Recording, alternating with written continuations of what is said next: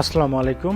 এখন আমি আপনাদের দেখাবো গুগল ক্রোম ব্রাউজারে যে এই বুকমার্কগুলো রয়েছে এগুলো এক্সপোর্ট কিভাবে করতে হয়। তো সেটা আমি এখন স্টেপ বাই স্টেপ দেখাবো।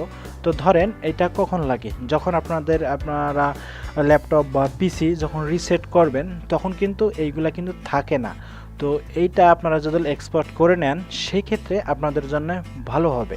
তো এটা কিভাবে করবেন, তো তার জন্য আপনারা এই থ্রি ডটে ক্লিক করবেন, দেন এখানে ক্লিক করার পর একটু নিচে যাবেন, নিচে যাওয়ার পর এখানে লেখা দেখবেন বুকমার্ক অ্যান্ড লিস্ট। তো এইখানে একটু গেলে আপনার ড্রপডাউন আকারে কিছু মানে বুকমার্কগুলো বের হবে, দেন এখান থেকে আপনারা চলে যাবেন বুকমার্ক ম্যানেজার। তো এখানে যাওয়ার পর রাইট সাইডে উপরে আবারও থ্রি ডটে ক্লিক, দেন এখানে ক্লিক করার পর আপনারা ক্লিক করবেন এই যে এক্সপোর্ট বুকমার্ক। তো এখানে ক্লিক করার পর এরকম অপশন আসবে, দেন এইখান থেকে জাস্ট আপনারা লোকেশনটা সিলেক্ট করে নেবেন। তো আপনারা চাইলে এখানে ফাইল নেমটা চেঞ্জ করতে পারেন। তো আমি ধরেন ক্রোম ব্যাক আপ দিলাম, দেওয়ার পর আমি ডেস্কটপ সিলেক্ট করলাম, দেন এখানে সেভে ক্লিক করলাম। তো সেভে ক্লিক করার পর আমি যদি মিনিমাইজ করে রাখা ডেস্কটপে যাই, তো দেখেন আমি যে বুক মার্কটা এটা এক্সপোর্ট করলাম সেটা আমার ডেস্কটপে চলে এসেছে।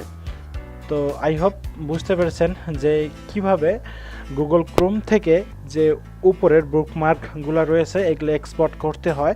এবং আপনারা যদি আরও একটা ভিডিও চান যে এটা ইনপুট করবেন কিভাবে, তো আমি সেটাও দেখাবো, আপনারা যদি আমাদের কমেন্ট বক্সে জানান। তো আশা করি বুঝতে পেরেছেন।